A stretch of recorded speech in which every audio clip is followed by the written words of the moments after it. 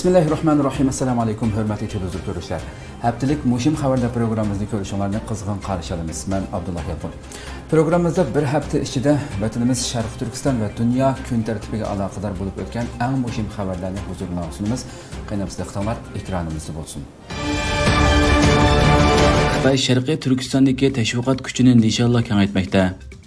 Tangirtog to'rining xabarida bildirilishicha, Xitoy barliq radio televiziya sistemini atalmish Xinjiangga nishonla yordam berish xizmati nomida Xitoyning Sharqiy Turkistondagi tashviqot harakatiga safarbar qilgan. Xabarda qayd qilinishicha, 15-iyul Urumchi shahrida butun mamlakat bo'yicha radio televiziya sistemasining Xinjiangga nishonla yordam berish xizmati nomida yig'in ochilgan.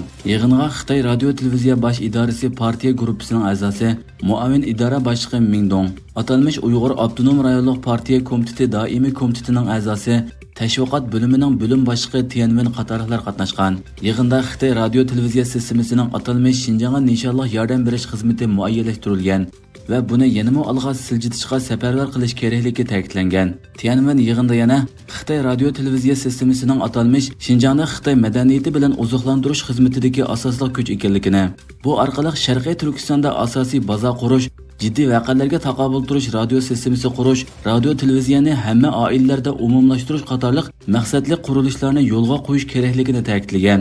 Yig'inda bir qism o'lka shaharlik radio televiziya idorasining atalmish Xinjiangga yordam berish xizmati nomida shahar va yezlarga maxsus televiziya programmasi ham televiziya teatrlarini kirishtirib ishlab tarqatish ta'kidlangan. Xalqaro nopozliq taratqularning aniqlashicha, Amerika Xitoyning irqiy qirg'inchilik jinoyati sodir qilganligini e'lon qilgandan keyin Xitoy rejimi ichi sirtidagi saxta tashviqotini shiddat bilan kuchaytgan. Kuzatuvchilar Xitoy rejimining barliq tashviqot sistemasini safarbar qilib, saxta tashviqotlari va qizil tashviqotlari orqali Sharqiy Turkiston xalqining ideologiyasini majburiy o'zgartirish, xitoylashtirish va shundoqla Sharqiy Turkistondagi terror siyosatini yushirishdan iborat rezil maqsadiga yetishni planlaganligini bildirishmoqda. Amerika Gollandiyaning Xitoyga ilg'or uskuna setib berishini to'sib qoldi. Valkochisi gazetining xabarida bildirilishicha, Xitoy Gollandiyaning bir qism ilg'or uskunalarini setib olishga urinayotgan bo'lsa-mu, Amerika hukumatı bu ilg'or texnikalarning Xitoyning qo'liga tushib qolishining oldini olishga tirishgan. Xabarda qayd qilinishicha, Xitoy izchil holda Gollandiya hukumatiga besim ishlatib, ASML shirkati ishlab chiqargan darajadan tashqari ultra binafshi nurliq optik o'yma sistemasini setib olishiga yo'l qo'yishni talab qilgan. Ma'lum bo'lishicha, Intel, Samsung qatorliq shirkatlarning hammasi 180 tonna keladigan bu alohida mashinani oldin qatordagi Yanfun va 5G ko'chma uskunlardan tortib, sun'iy idrok uchun ishlatiladigan kompyuterlargacha bo'lgan uskunlarni ishlab chiqarishga ishlatadigan. Xitoymo Huawei qatorliq yerlik o'zak ishlab chiqaruvchi shirkatlarni 150 million dollar qimmatidagi bu ilg'or mashina bilan ta'minlashni o'ylashgan. Agar Xitoyning maqsadi amalga oshsa, bu turdagi texnika sohasida chet elga beqinishni azayta oladi ekan. Ammo ASML shirkati texnichi Xitoyga mol yetkazib bermagan bo'lib, Gollandiya Amerikaning besimi bilan mazkur uskunaning Xitoyga qarata eksport ijozatnomasini to'xtatib qo'ygan. Valkochisi gazetining xabarida oshkorlanishicha, Bayden hukumati davlat bexatarligini ko'zda tutib, Gollandiya hukumatidan bu mashinaning sotilishini cheklashni talab qilgan. Amerikaning mazkur tadbirlari Xitoy Gollandiya munosabatini jiddiylashtirgan. Bu ishdan xabardor kishilarning aytishicha, Xitoy amaldorlari Gollandiya tarafdan nima uchun ASML shirkatiga ijozatnoma bermaydiganligini to'xtamay surishti qilgan. Ma'lum bo'lishicha, ASML shirkatining ilg'or uskunasi bo'lmasa, Xitoyning o'zak ishlab chiqaruvchi shirkatlarining zamonning talabiga mos keladigan ilg'or o'zak yasashi mumkin emas ekan. Mo'ljallanishcha, Xitoyning ASML shirkatining navbatdagi texnika saviyasiga yetishi uchun kam deganda 10 yil vaqt ketadi ekan. G'arb davlatlari o'rtaq holda Xitoyning xakerlik qilmishini aybladi.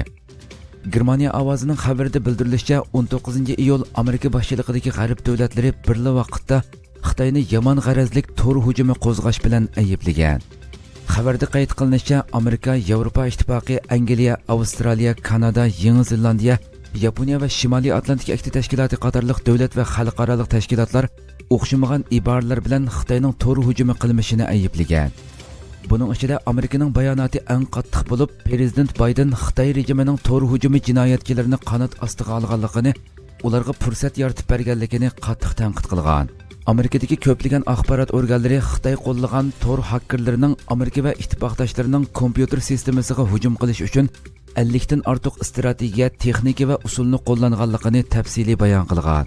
Xabarda qayd qilinishicha, Norvegiya tashqi ishlar ministri Maria Eriksen Seriet 19-iyul bayonot e'lon qilib, parlamentning el-xat sistemasiga qaratilgan tor hujumining Xitoy tarafidan qilinganligini bildirgan va Xitoy doiralarini tadbir qo'llanib bu xil harakatlarning oldini olishga chaqirgan. U bu vaqtdagi yozim bayonotida bu yil martda yuz bergan tor hujumi bizning eng muhim demokratik organimizning el-xat sistemasiga buzg'unchilik qildi.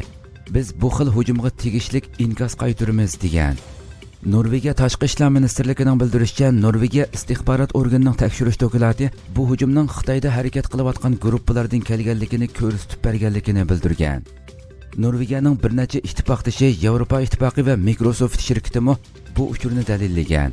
19-iyul Norvegiya hukumati Xitoy diplomatlarini chaqirtib norozilik bildirib, bu qilmishni qabul qila olmaydiganligini ta'kidlagan. Xitoyning Norvegiyada turishliq bosh elchixonasi 19-iyul munosabatlik ayblashlarga norozilik bildirib, buning amaliyotda g'arb davlatlarining Xitoyni nishonlagan siyosiy o'yini ekanligini da'vo qilgan va biz aloqador taraflarning ishonchli dalil isbotlarini o'ttirg'a qo'yishini umid qilamiz degan.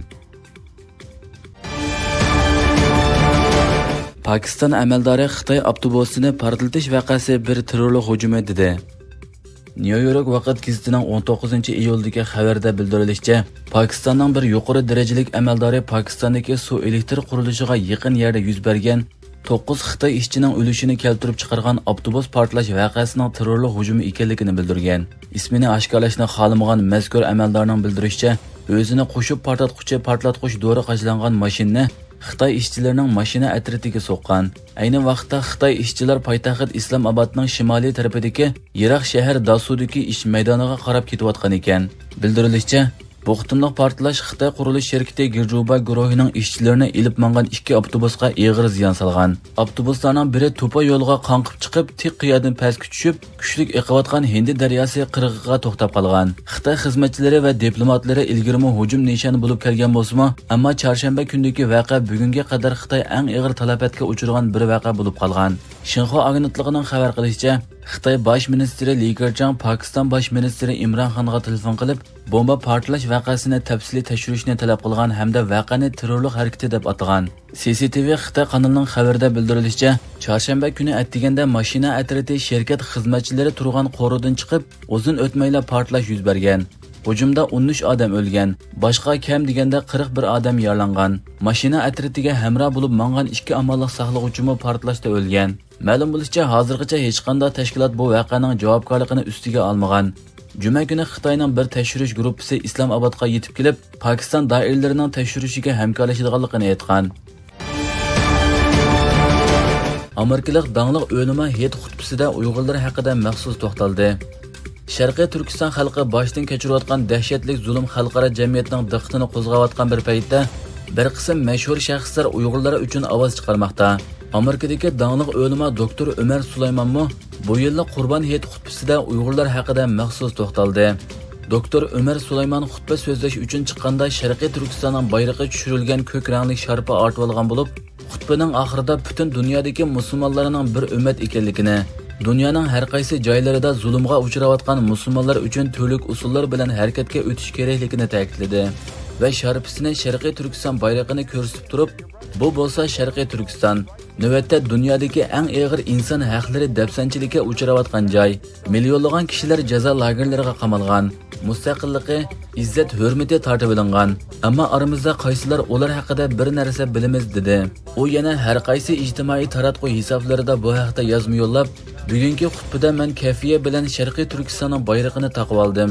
Uyg'urlar jazo lagerlariga qamalishdan ilgari erkin zaminda yashayotgan erkin kishilar edi. Xuddi Kashmir va Falastinga o'xshash Uyg'ur qarindoshlarimiz boshdan kechirayotgan ishg'oliyat va istiloning oxirlashishini tilaymiz. Biz Afrikadan Osiyagacha, hatto Amerika qit'asigacha bir ummat deganlarni qayd qildi. Doktor Umar Sulaymonning bu alohida kunda Uyg'urlar haqida ovoz chiqarishi muhojiratga Uyg'urlarni xursand qildi. Ular ijtimoiy taratqular orqali doktorga rahmatini bildirishdi. Doktor Umar Sulaymon Amerikadagi ta'sir kuchiga ega yosh o'limalarning biri bo'lib, Yaqin Islom tadqiqot institutining qurg'uvchisi va raisi. Uning Facebook'dagi ergash kuchilari 2.600.000 dan oshdi. We are one ummah. in the sight of Allah subhanahu wa ta'ala, one body, whether it is Palestine or Syria or the Uyghurs. And by the way, if you don't know what this is East Turkestan, the greatest human rights atrocity in the world right now, millions of people in concentration camps. And our brothers and sisters from the Uyghurs had their country, their independence taken away from them and their dignity taken away from them. But how many of us can even name one thing about them?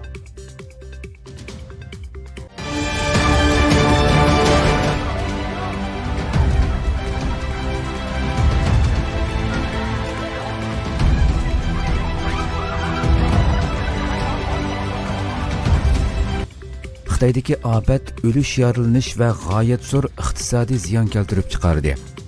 Beijing gazetining xabarida bildirilishicha, Xitoyning Henan o'lkasidagi qattiq yomg'irda 33 kishi o'lgan. 1,250,000 ga yaqin kishi ofatga uchragan bo'lib, iqtisodiy ziyon 1,222 million yuanga yetgan. Xabarda qayd qilinishicha, 21 iyul kechda Henan o'lkalik hukumat e'lon qilgan to'liq bo'lmagan statistikaga asoslanganda 16 iyuldan buyangi qattiq yomg'irda Henan o'lkasi bo'yicha 33 kishi o'lib, 7 kishi yo'qolib ketgan. 89 nahiya darajalik ma'muriy organda jami 1,240,737 kishi ofatning ta'siriga uchragan bo'lib, bevosita iqtisodiy ziyon 542,290,000 yuanga yetgan. Bildirilishicha, Jingju shahrining shahar rayoni ig'ir kalkun ofatiga uchragan bo'lib, metrolar to'xtatilgan. Temir yo'l, tosh yo'l va xalq aviatsiya transporti ig'ir ta'siriga uchragan. Xatardan saqlanish uchun butun Henan o'lkasida 16,325 kishi jiddiy ko'chirilgan. 164,710 kishi jiddiy o'rinlashtirilgan. Ta'sirga uchragan ziroatlarning ko'lami 75,000 gektarga yetgan. Buning ichida 4,700 gektar yezi egilik mahsuloti vayron bo'lgan. Jingju aerodrom doiralarining uqtirish qilishicha, 19 iyuldan 20 iyulgacha qattiq yomg'ir sababidan Jingju aerodromi 303 navbatchi aeroplanni amaldan qoldirgan. Minglagan yo'lovchilar aerodrom zalida to'xtab qolgan. Xitoy qatnash ministrligining oshkorlashicha, Henan o'lkasida qattiq yomg'ir yoqqanlikdan 21 iyul atigan soat 7 ga qadar 26 yuqori sur'atli tosh yo'lning 29 bo'ligi taqalgan. Asliga kelish vaqti texi bekitilmagan.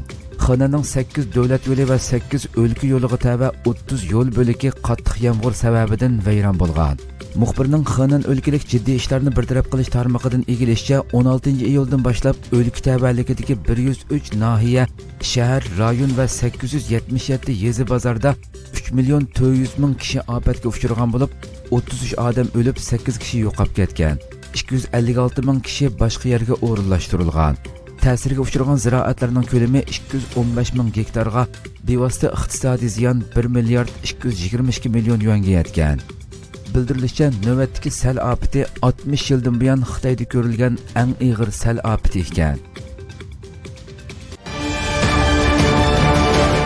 Xitoy Dunyo Sahiyya tashkilotining tekshirishiga yo'l qo'ymadi. Xitoy Dunyo Sahiyya tashkilotining Xitoy virusining kelib chiqishini tekshirish uchun ikkinchi bosqichlik tadqiqot elib berishiga yo'l qo'ymadi. Dunyo Sahiyya tashkiloti Xitoy doiralariga bu oyda Wuhan shahridagi dengiz mahsulotlari bozoridagi yovvoyi hayvonlar va tajribaxonalarda tekshirish elib berish taklifini o'tirg'a qo'ydi hamda oshkora tadqiqot elib berishni talab qildi. Bu chaqiriqqa javoban Xitoy Davlatlik Sahiyya komitetining muavin ministri Zeng Yishin, biz bu tadqiqot planini ilm-fanga va ba'zi jihatlarda aqlga zid deb qarab qabul qilmaymiz deb bildirdi. Zeng Dunyo Sahiyya tashkilotining dokladini o'qiganda hayron qolganligini, chunki u dokladda Xitoyda tajribaxona kelishimnomasiga xiloflik qilganligi uchun virusning tarqalib ketganligini bayqaganligini ko'rganligini aytdi. Dunyo Sahiyya tashkilotining boshlig'i 7-oyning 5-ida e'lon qilgan bayonotida Xitoy virusining kelib chiqishi to'g'risidagi tadqiqotning yuqumning dastlabki kunlarida sonliq ma'lumotning kamchiligi sababidan Xitoy rejimi tomonidan to'sib olinganligini aytgan edi. Zeng yana Xitoy maxfiyatlik tufaylidan Dunyo Sahiyya tashkiloti bilan ba'zi sonliq ma'lumotlarni o'rtoqlashmaydi dedi va Dunyo Sahiyya tashkilotining Xitoy mutaxassislarining virusning kelib chiqishi to'g'risidagi bahosini o'ylashishini umid qilganligini aytdi. Zeng yana bu ilmiy tadqiqotlarning siyosiy kun tartibdan yiroq bo'lishi kerakligini o'tirg'a qo'ydi. May oyida Amerika prezidenti Joe Biden yana davlatning istixborot organlariga Xitoy virusining kelib chiqishi to'g'risida tadqiqot elib berish va aniq doklad topshirish haqida buyruq tushirgan edi. Xalqaro jamoat fikrida Xitoyga qaratilgan bu ayiblash va tekshirish urinishlariga qaramay, Xitoy hali ham nomus qilmasdan virusning kelish manbasini boshqa davlatlardan izlash kerakligini o'tirg'a qo'yib kelmoqda.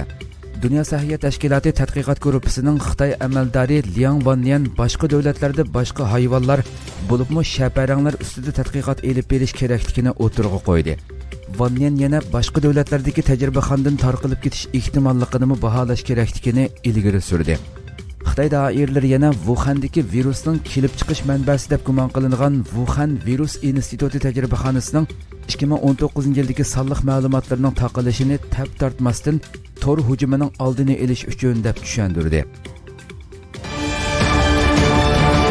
Fransiya Xitoydan kelgan yomon g'arazlik tor hujumidan ogohlantirdi.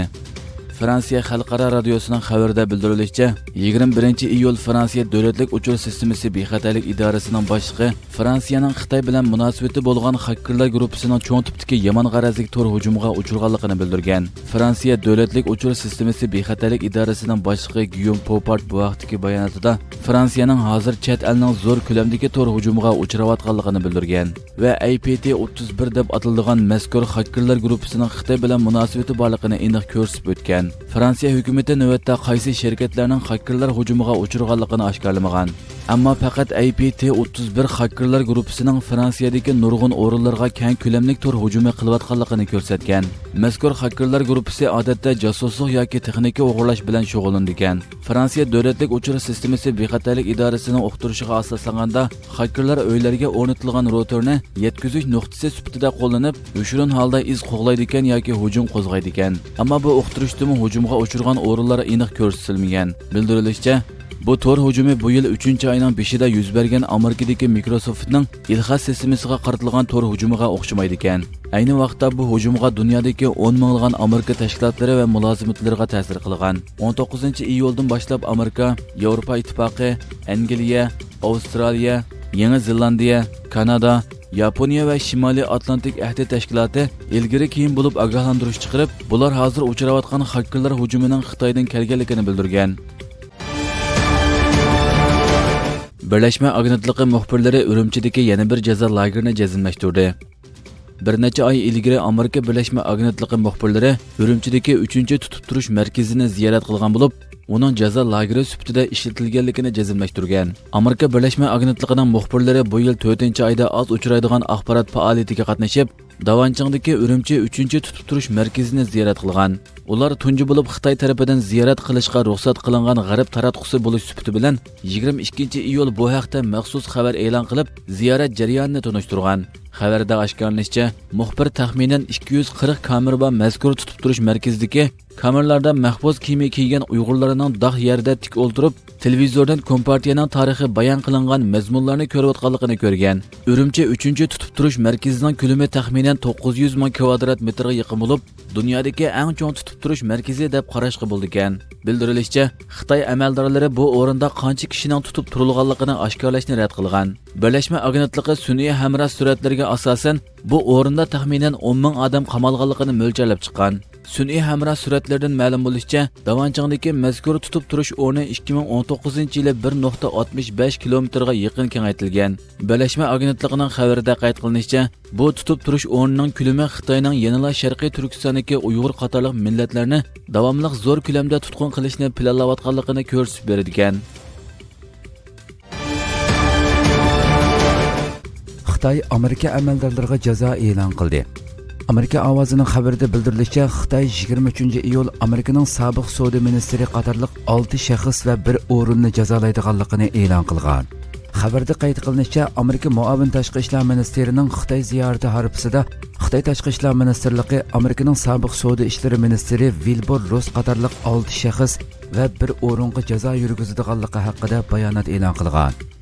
Bayonotda chet elga qarshi jazo qonuniga asosan 6 shaxs va 1 o'ringa jazo yurgizish qaror qilinganligi tilga ilingan bo'lib, bular Amerikaning sobiq savdo ishlari ministri Wilbur Ross, Amerika parlamenti qaramog'idagi Amerika Xitoy iqtisod va bexatarlik tekshirish komitetining raisi Caroline Bartholomew, Amerika parlamenti ma'muriy ishlar idorasi Xitoy ijroiya komitetining mudiri va sobiq ishxona mas'uli Jonathan Stevens, Amerika xalqaro demokratiya jamiyatidan Kim Doyun, Amerika Xalqaro Jumhuriyat tadqiqot o'rnining Hong Kong vakili Adam King, kishilik huquqni ko'zatish tashkiloti Xitoy bo'limining mudiri Sophie Richardson va Hong Kong Demokratiya kengashini o'z ichiga oldi ekan.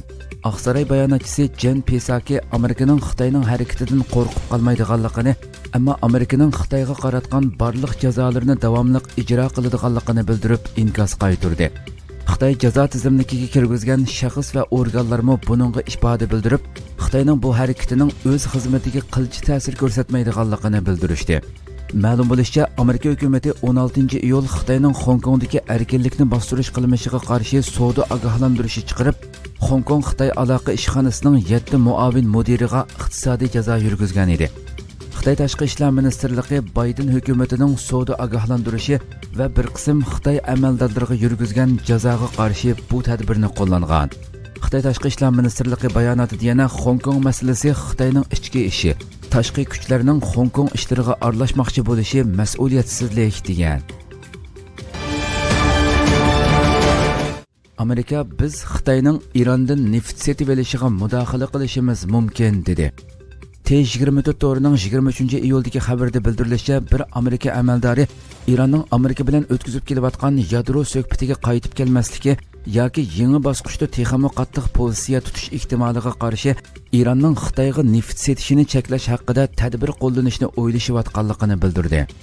O'xshash amaldor Amerikaning yil 5-ida Beijingga asosliq nishonning 2015-yildagi yadro kelishimini asliga keltirish ekanligini uqtirganligini, agar Iran kelishimga vaqtida qaytib kelgan taqdirda Iran neftini setib olib, Amerikaning jazolash tadbiriga xiloflik qilgan Xitoy shirkatlariga jazo yurgizmaydiganligini bildirganligini tilga olgan.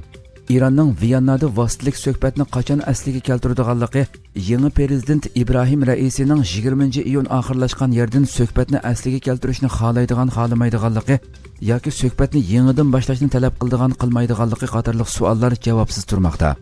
Yevropa xabarlari to'rining xabariga asoslanganda ismini oshkorlashni xohlamagan Amerika amaldori Tehronning muddaosining intayin qorong'u ekanligini bayon qilib, yangidan saylangan prezident Ibrohim Raisining vazifaga o'ltirg'icha suhbatni davomlashtirmaydiganligini bildirgan. Amerika amaldori Reuters agentligiga qilgan so'zida BDT xavfsizlik kengashining 5 a'zosi va Germaniya P5+1ning 2015-yili imzolangan kelishimni tilga olib, o'rtaq harakat planiga qaytsak, Iran neftini import qilgan Xitoy shirkatlariga jazo yurgizishga hech qanday sabab yo'q. Agar mazkur planga yaqinda qaytish ehtimolligi yo'qolgan ahvolga tushib qolsak, undaqda bu maydonni tangshashga to'g'ri keladi degan iboralarni ishlatgan. Valkochisi gazetining Refinitiv neft tadqiqotini naql keltirib xabar qilishicha, Washington Iranning noyabrdan martgacha bo'lgan oraliqda kuniga o'ttir hisob bilan 557 ming ko'p Iran xom nefti setib olgan Xitoyga qaratgan jazosini kuchaytirishni o'ylashayotganligini va Ironga texmo qattiq besim qilishga tayyorlanayotganligini bildirgan. Navbatda Iran neftini eng ko'p import qiluvchi Xitoy bo'lib, Reuters agentligining xabarida aytilishicha, Xitoy Ashyo obort shirkati, Xitoy Shixi neft shirkati jazo yurgizilgan Iran va Venezuelaning neftlarini setib olishda asosli rol o'ynaganlardan bo'lib qolgan.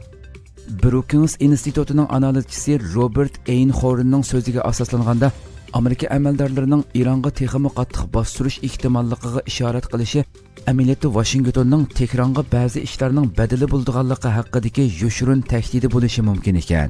Bu jarayonda mutaxassislar muzokara qilgan yana bir masala Amerika bilan munosabati jiddiy holatda turayotgan Beijingning Amerikaning ehtimollik ichidagi jazosiga qanday javob qaytaradiganligi yoki Tehron bilan Washington orasida tanlashga to'g'ri kelsa, Xitoyning qayerda turadiganligining texi aniq emasligi bo'lmoqda. Talibanlar Afg'oniston zaminining 90%ni kontrol qilganligini bildirdi. Fransiya xalqaro radiosining xabarida bildirilishicha, Taliban bayonotchisi Taliban tarafining Afg'oniston zaminining 90%ni kontrol qilganligini e'lon qilgan. Taliban bayonotchisi Mujohidning 22-iyuldagi bayonotida qayd qilinishicha, Talibanlar Afg'oniston zaminining 90%ni kontrol qilgan. Afg'oniston Turkmaniston chegara rayoni, Afg'oniston Iron chegara rayoni va Afg'oniston Pokiston chegara rayoni butunlay Talibanlarning kontrolligiga o'tgan. Undan boshqa Afg'oniston Tojikiston chegara rayoni, Badaxshondan Tahar va Kandog'icha bo'lgan rayon va shundaqla Afg'oniston O'zbekiston chegara rayonlarining ko'p qismi Talibanlarning kontrolligida ekan. Faqat Kardar o'lkasidagi Hillatan yanada Afg'oniston hukumat armiyasining kontrolligida ekan.